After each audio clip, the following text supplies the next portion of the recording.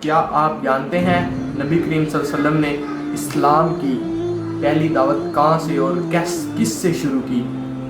جب غار حرا میں پہلی وحی نازل ہوئی اور آپ صلی اللہ علیہ وسلم نبی بن گئے تو سب سے پہلے آپ نے اپنے قریبی گھر والوں اور رشتہ داروں کو اسلام کی دعوت دی۔ یہ وہ لمحہ تھا جب چھوٹی سی محفل میں اسلام کی پہلی کرن چمکی۔ آپ صلی اللہ علیہ وسلم نے فرمایا، اے قریش کی قوم، اپنی جانوں کو آگ سے بچاؤ۔ یہ دعوت صرف چند لوگوں کے لیے نہیں تھی، بالکل پوری انسانیت کے لیے تھی۔ پہلے جو لوگ ایمان لائے ان میں حضرت خدیجہ، حضرت ابوبکر، حضرت علی اور حضرت زید شامل تھے۔